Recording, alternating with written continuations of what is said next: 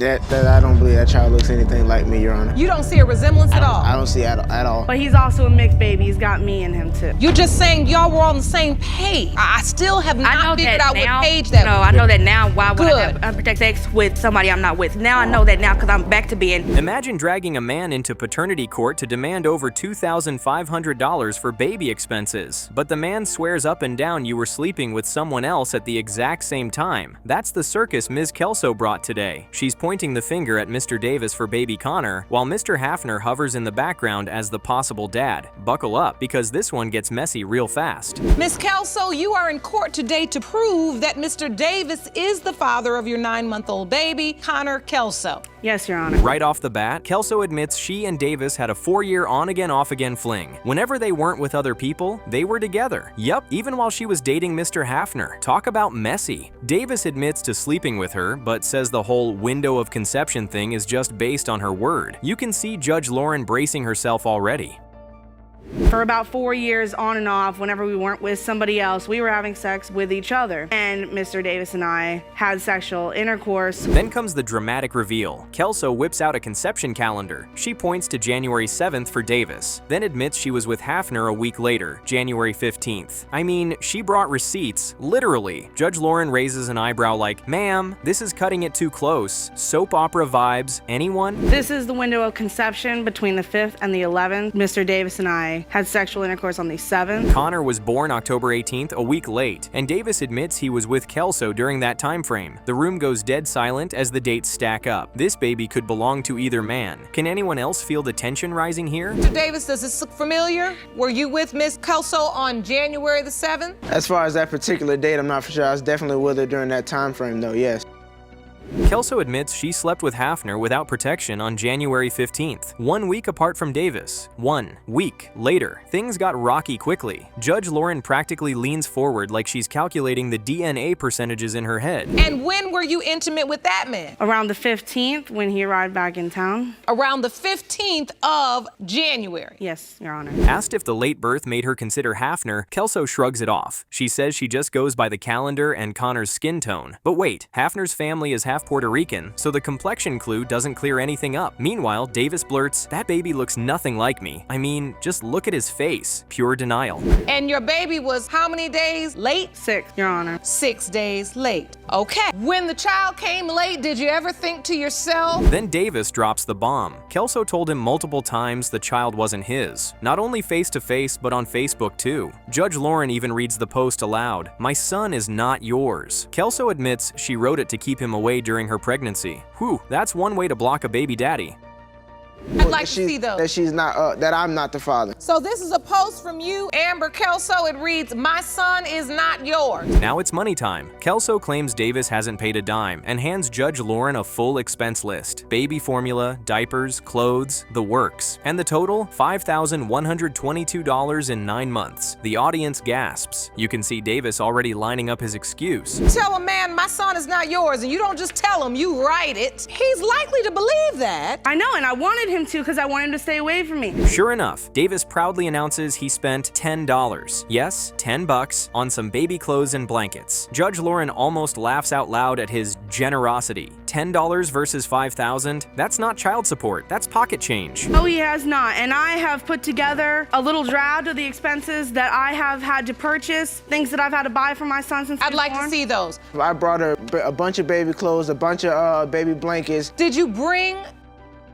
Things explode when Davis calls Kelso the most promiscuous person he knows. Ouch. Kelso snaps back that she changed her ways when she met Hafner on November 8th, 2013. The exact date, she says. Girl came with a time-stamped redemption arc. She was. So you potentially could be this child's father. I could be, but I 100% don't believe I am. She's the most promiscuous person that I know by far. Enter Mr. Hafner. He takes the stand proudly, claiming Connor as his son. He says he's been feeding, caring, and loving this baby from day one. Then he pulls out a photo of himself next to Connor. He swears they look alike. Cue the awes from half the courtroom. Mr. Hafner, thank you for joining us today. I have to ask you, do you think baby Connor is your child? That's what I think. You do? Yes, Your Honor. And so, have you done anything for Connor thus far? But Davis isn't letting it slide. He insists he was present during Kelso's pregnancy, even at doctor's appointments. Kelso immediately claps back, saying he was barely around at all, while Hafner and his family were there every step of the way. Drama overload. I was there all the time. I went No, to he quite, was not. I was there all the time. I was there up until about 6 months. I went to quite a few doctor's appointments when she asked me to go. I never had an issue with going. Then comes the emotional gut punch. Ms. Hafner, Hafner's mother, breaks down in tears. She says Connor looks exactly like her own father and shows Judge Lauren a photo to prove it. Heartbreaking stuff. You could feel the weight of her hope in that moment. Just around Mr. Hafner's family. That's it. You know, Because he leading them stresses me to out. believe, That's oh, what he this does, is so I didn't this want is him his near me. family. You know, this is his child. Yet I'm the father. Judge Lauren holds up the photo, comparing baby Connor to Hafner's grandfather. The tension is unbearable. Is Connor a Davis baby or a Hafner baby? The entire courtroom is holding its breath. Cue the drum roll. I'd like to see those. To show you, he looks just like my dad and I. And this is really upsetting you. Yeah, I believe he's my grandbaby. And it's important to you. You don't have to be sorry about being emotional about a child. Finally, the DNA results. Judge Lauren announces, just look at those reactions. Pure, raw shock all around. As it pertains to 9-month-old Connor Kelso, as to whether Mr. Hafner or Mr. Davis is the biological father, it has been determined by this court. Mr. Hafner, you are not the father. Imagine calling two different men dad your whole life and then learning at 30 that your mom wasn't sure who your father was. Ms. Miller brings that storm to paternity court. Judge Lauren lays it out. Jerome confirms the case, and Mr. White sits there certain he's the dad. Meanwhile, the other possible father, Mr. Wright, is literally waiting in the hallway. This family is about to face decades of confusion head on. Ms. Miller, you've summoned the defendant, Mr. White, to court to prove to him that he is not your biological father, even though he has believed he's your father your entire life. Yes, Your Honor.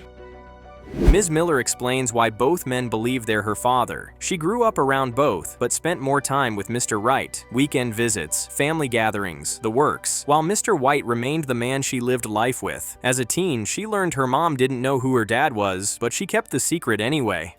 Father's Day must have been a scheduling nightmare. That you may not be her father. You are 100% certain that you fathered Ms. Miller and plan to prove it in court today. Is that correct? Yes, Your Honor. The weight of it lands. Ms. Miller admits she called both men dad for years. Can anyone else feel the tension rising here? Imagine being a kid learning to code switch your father's name depending on the room you're in. Drama overload. And yet, she says it felt normal, like a routine she fell into because the adults kept things vague. And once I found out was the day where my mom and my grandmother was in the bedroom, and I said I wanted to go to my dad's house, Mr. Wright. Judge Lauren pushes for details, and the audacity of this family secret hits her hard. Ms. Miller recalls the exact moment her mother said, "I don't know who your dad is." You can practically see Ms. Miller reliving that teenage shock. Eyes glassy, voice shaking. Talk about messy. Judge Lauren pivots. If we can't trust memories, we'll need evidence. Neither men knew of the other one. So, Ms. Miller, tell me exactly what happened 2 weeks ago. Well, like I said before, I felt selfish. 2 weeks ago, Ms. Miller finally called both men. "Hey, Dad, I want you to prove you're my father." Oof, you could cut this tension with a knife. Mr. White went silent. Ms. Miller told him her mom doesn't know who her father is. 30 years of love meets 30 years of uncertainty. Just look at his face. His reaction says it all. And I addressed both of them, "Hey, Dad," and I took a deep breath and I was like, "I want you to prove that you're my dad." And Mr. White got quiet, and I asked him again, I was like, Judge Lauren clarifies, for 30 years, Ms. Miller lived a double dad life. She owns it. She was scared of the truth and scared to hurt either man. Heartbreaking stuff, but this is paternity court. We don't dodge, we decode. The truth is coming, and fast.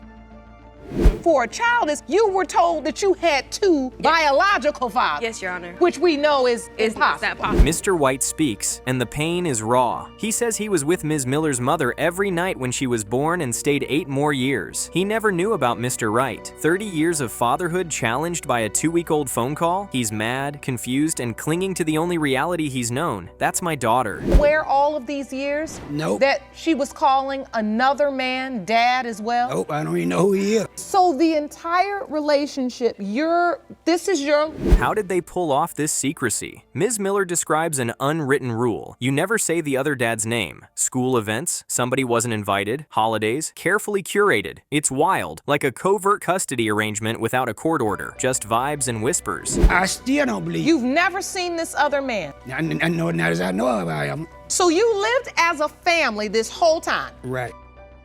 Father's Day. Ms. Miller admits she rarely even had Mr. White's number and apologizes directly to him for the distance. She built a wall because she believed Mr. Wright was her biological father. Cue the collective gasp. Judge Lauren looks gutted. For the daughter, for the dads, for the lost years. No, and vice versa. I think that she kept them apart, which kept me knowing that, okay, I go over here, I don't mention this. Time to bring in Mr. Wright. He walks in calm but guarded. Judge Lauren asks if he's ever met Mr. White. No, ma'am. 30 years, 2 parallel fatherhoods, never crossing. Mr. Wright declares, I'm her father. I've been in her life. And Ms. Miller confesses she hid the overlap to avoid family drama. Talk about a double life. Thank you for joining us, Mr. Wright. How do you feel hearing this right now? I'm stunned. Have you ever seen or met White? No, no ma'am. No young.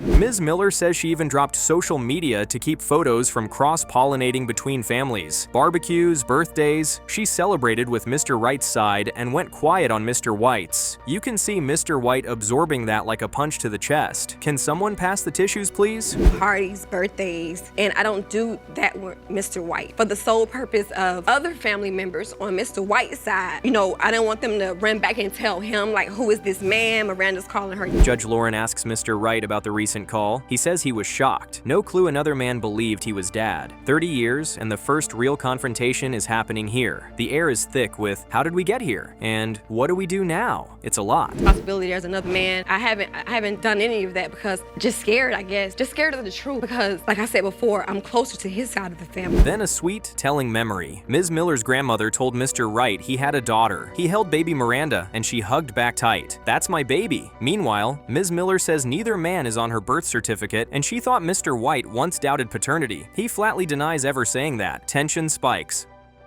Now, Mr. White, you didn't know she had a relationship with Mr. Wright. No, I didn't, Your Honor. And you say you were there through the pregnancy. Cue the photo evidence. Mr. Wright shows a side-by-side of Ms. Miller and his mother. Same freckles, same features. Wild resemblance. But wait, there's also a comparison to Mr. White. And shocker, Ms. Miller can see it there too. Judge Lauren literally says the side-by-side is remarkable, but reminds everyone resemblance isn't proof. Cue the drum roll. And I mean, I just believe in me being around him so much. She's my daughter. She looked just like my mom. She looked just like my mom. Ms. Miller admits her heart says Mr. Wright, but her gut and mind are scrambled after seeing those photos. She's here to seek her truth, and you can hear the nerves in her voice. Her hands shake. She's breathing fast. I mean, just look at that reaction. This is the exact moment reality TV was invented for. Talk a lot in this courtroom about, well, don't go on resemblance. But that was remarkable to look at a Right, side by side I never saw me and of Mr. you White, yeah. and also of his mother.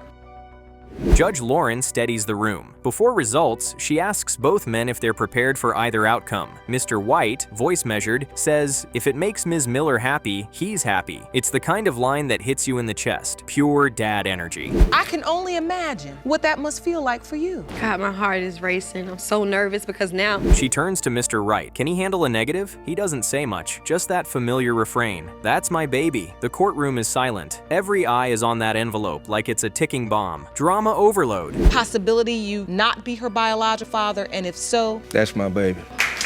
Here we go. DNA diagnostics results, read by Judge Lauren. When it comes to whether Mr. Wright or Mr. White is the biological father of 30-year-old Miranda Miller, it has been determined by this court. Ms. Miller's biological father is... or Mr. White is the biological father of 30-year-old Miranda Miller.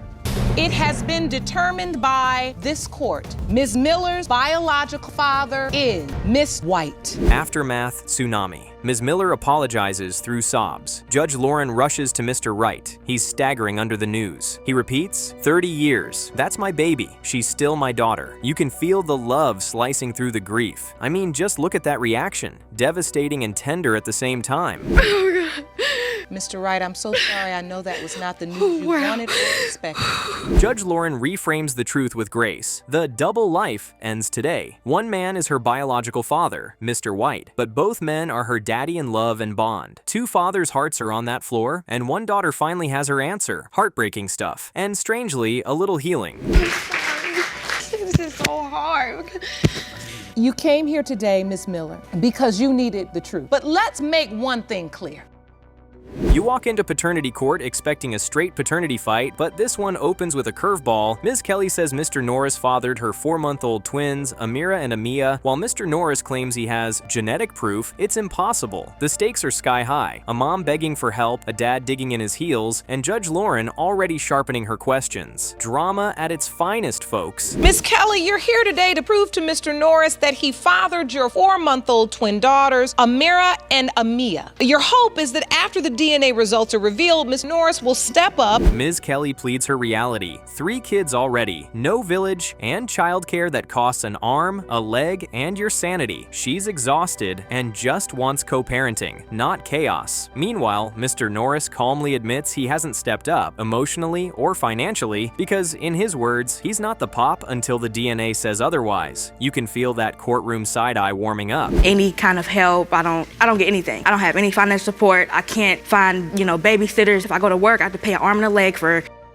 Then Mr. Norris drops the infamous line. Yes, they had unprotected sex, but he didn't finish. Sir, biology does not issue refunds. He even says they had sex twice. First time he was drunk, second time a redo. Ms. Kelly bristles, and Judge Lauren gives that legendary look like, I know you didn't just say that in my courtroom. I mean, just look at his face.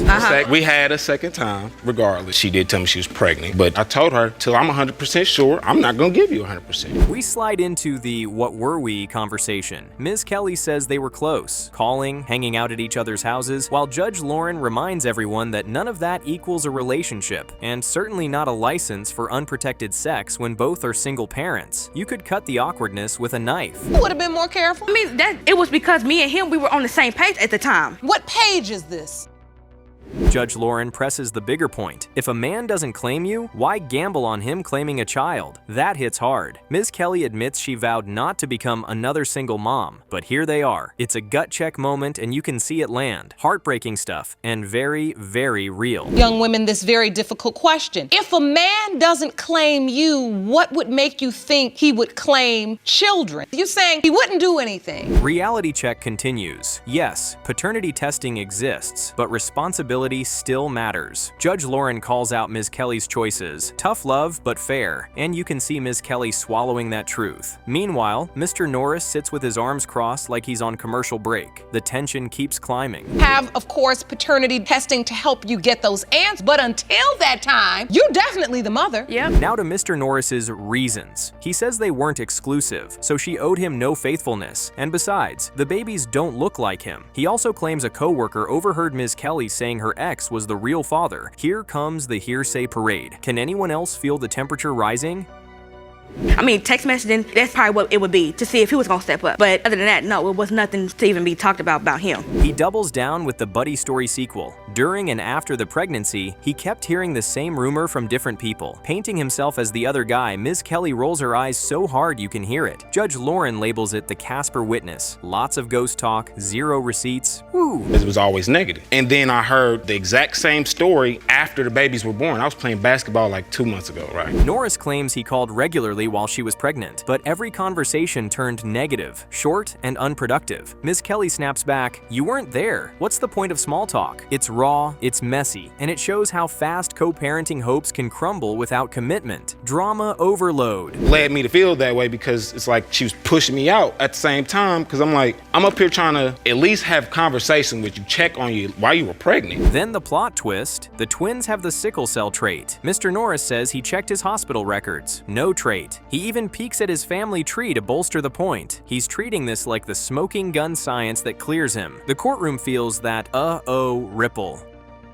I went further in investigating myself because my mother's like, well, that's your proof right there. Like, you're not the father, but I needed a little bit more. I went to the hospital and I checked my record. Judge Lauren pivots to answers. Do either of you have family with the trait? Not sure. So she calls in a medical expert witness. Smart move. The vibe shifts from bickering to biology class. And honestly, I'm here for it. Oh, the sickle cell trait came in my babies and neither one of us have it. I was questioning it too, so I really don't know. Well, the court wanted to get that answer as well. So at this point, I'd like to call medical director of the Sickle Cell Association. The expert breaks it down. Sickle cell disease versus trait, what hemoglobin does, and why red blood cells misbehave. The key? We're talking about trait, not full disease. It's clear, it's calm, and it slices through the confusion. You can see everyone in court hanging onto every word.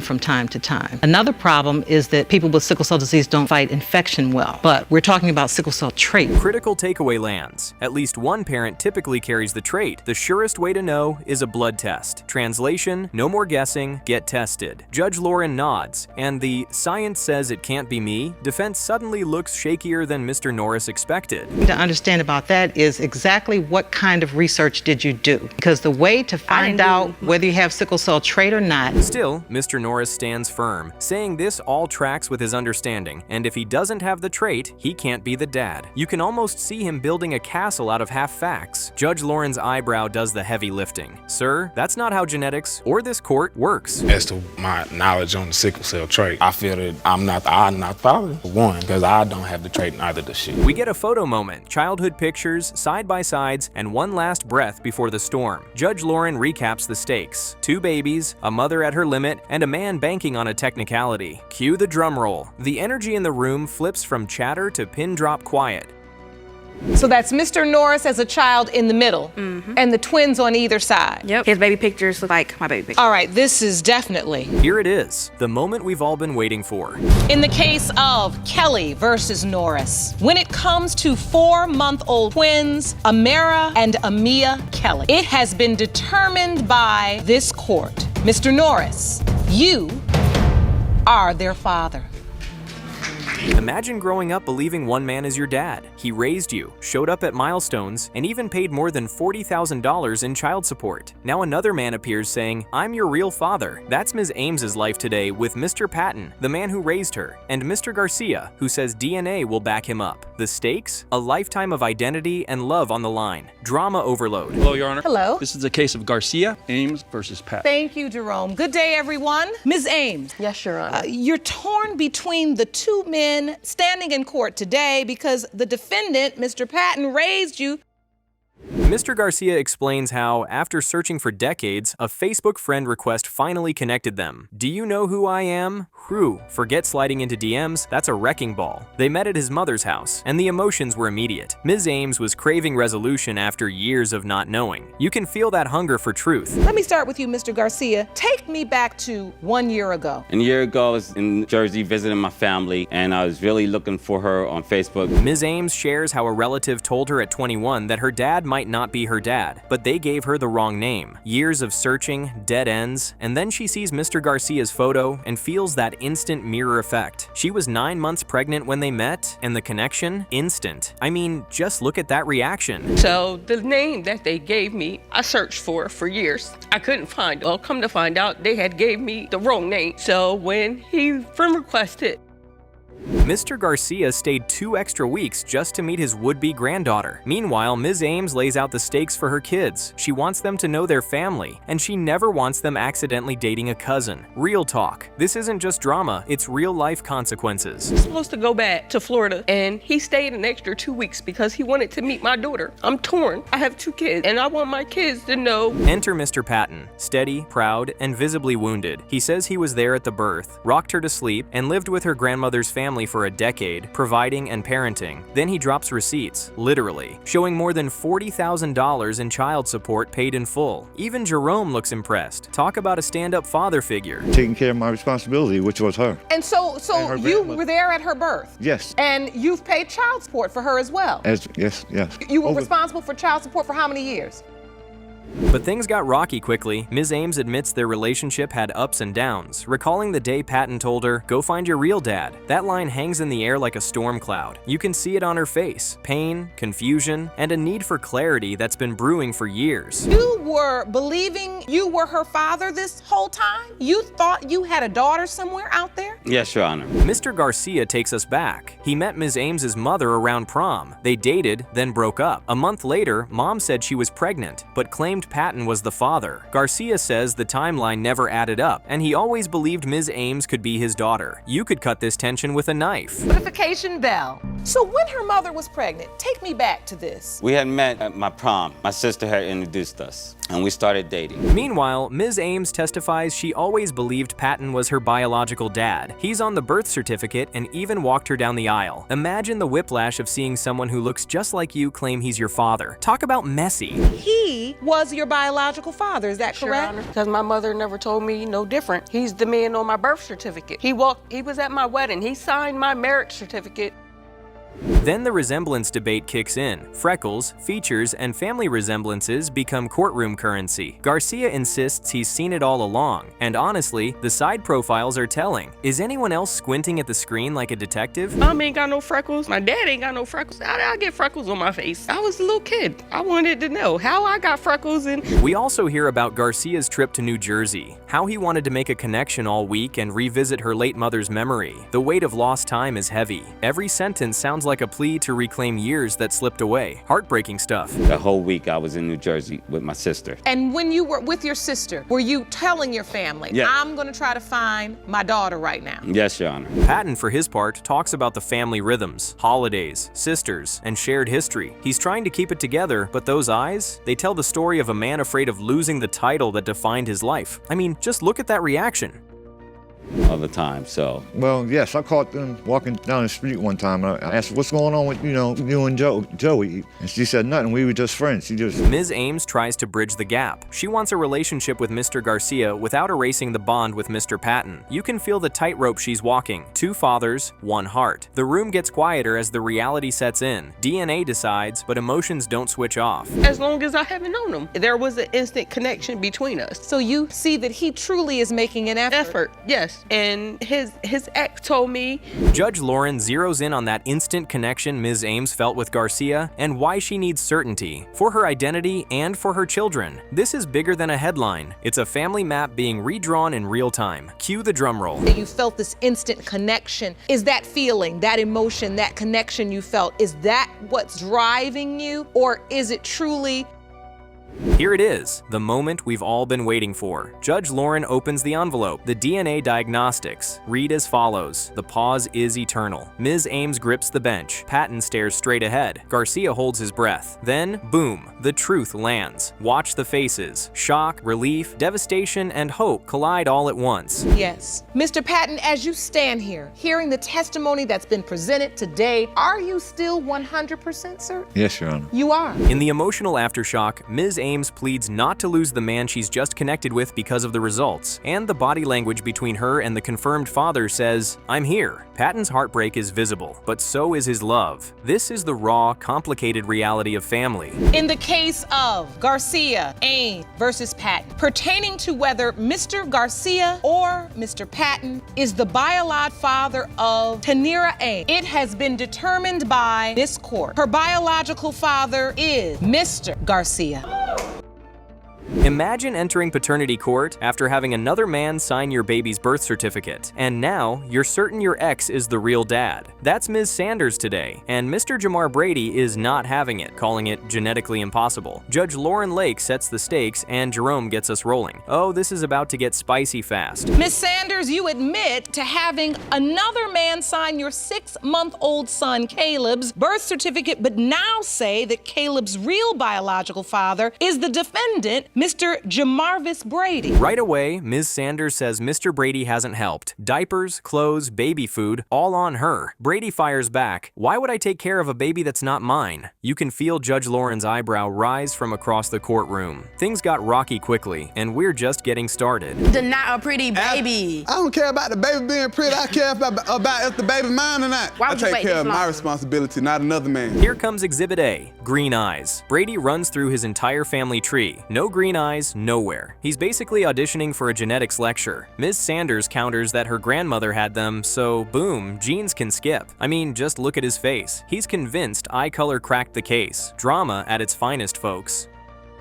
Caleb, she said those are my father's eyes. You don't know what's down in your gene pool. He probably got brown eyes too. You ain't seen him. Then the social media twist. Brady says he learned about the baby through Facebook, popped up at the house, and claims Ms. Sanders told him, "Caleb don't need you in his life." Awkward doesn't even begin to cover it. Can anyone else feel the tension rising here? Oh, he got mad because I got back with my ex. He said he don't want me, but he constantly texts my phone, somebody, so what's up? I come to the house. We plunge into relationship chaos, breakups, jealousy, and Brady insisting there were dudes coming and going. Ms. Sanders pushes back just as hard. Judge Lauren is essentially a traffic cop at a four-way intersection of accusations. You could cut this tension with a knife. I made sure she took her vitamins. No, I made he sure did not. She was at all of her appointments on time. Did he go to appointments with you? No, ma'am, together? not at all. And I had a very rough.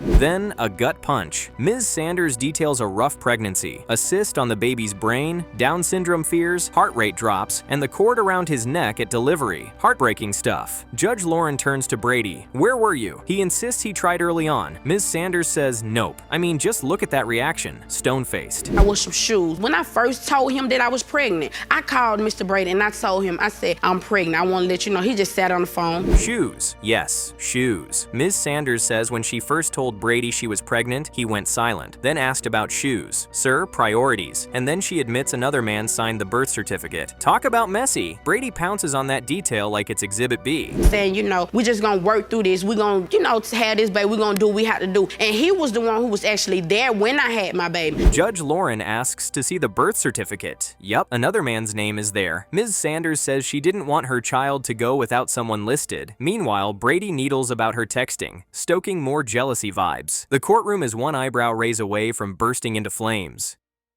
Yes, there is in fact another man's name listed on the birth certificate as father. Yes. So why would you put another man's name on the birth certificate? Brady adds a co-worker's suspicion, claims he saw messages and thinks she was with someone else during the window. Ms. Sanders calls that impossible. The back and forth turns into a timeline tug of war. I'm over here drawing arrows like a conspiracy board. Drama overload. For 9 months, then Caleb is 6 months. So that's 14 months, so. You're saying you had a job for 9 months? Yes, ma'am. And she was texting the co-worker? Yes. Enter the cavalry. Ms. Sanders' family has been stepping up when help is needed, and they want to know if Brady plans to participate. He shrugs. That's what the dad's for. The room collectively side-eyes. Judge Lauren zeroes in. "So you admit there's a potential?" Brady's face says, "Not if I can help it." If it was me and he knew it was me, Do you know and me the and him person supposed to he's been- talking about? Ma'am, he don't even have a job, so what job is he talking about? Brought a witness, ma'am. I'd like to hear from her. Please stand, ma'am. Ms. Durham, Mom, speaks up with that calm, firm energy only a mother can bring. Even if he doubts it, she wants him to contribute something until the truth is known. You can tell Judge Lauren respects that straight talk. Practical, measured, and all about baby Caleb's needs. When are you gonna participate in raising your son? That's what the dad's for. I'm not. Yeah, dad, but and you. I'm not taking care Well, of you another just man's said child. all she is my potential child's mother. So there is a potential. The looks debate returns. Eyes, complexion, little resemblances. Everyone's suddenly a forensic artist. Judge Lauren asks if they ever tried a DNA test with the man on the birth certificate. Ms. Sanders explains communication has been a mess. I mean, just look at everyone's faces. Exhaustion is setting in. And you would never have a baby that look as good as my child. Come on now. My little With boy the looks joke. just like me. Both brown eyes, but then they got a blue eye baby. Brady doubles down, repeating, "That's not my baby" energy, while Judge Lauren reminds him he's admitted there's a possibility. He's stuck between pride and paternity. Meanwhile, you can feel Ms. Sanders' frustration bubbling. She wants certainty, not shrugging. Things are reaching a boil. calling his friends over like he's Somebody just got to in know the besides me, neighborhood. this ain't my baby, and I want somebody to tell me that this ain't my baby because of the same And that's reason why I'm we're here saying it ain't today. my And baby. that is the reason why we're here today. Judge Lauren agrees with Ms. Durham. If there's a chance, don't miss months of a child's life. Why not help a little until you know? It's a moral mic drop. The room goes quiet. Brady hears it, even if he doesn't like it. Cue the drum roll. We're heading into test time. 6 months No, but of his life. I mean, y'all, No, if but he if just it if he is, just man, contributed I'm willing to $2 step on up. wipes, I mean, he can buy a pack of wipes. Here it is, the envelope moment. Judge Lauren says the DNA results are in and asks Jerome for the paperwork. Every breath in the room is on pause. Ms. Sanders' eyes glisten with hope. Brady tries to look unbothered, and Ms. Durham clasps her hands like she's bracing for impact. This is it. The truth is in that folder. In the case of Sanders versus Brady, pertaining to 6-month-old Caleb Robbins, it has been determined by this court, Mr. Brady, you are not. I told her that wasn't my baby, Your Honor.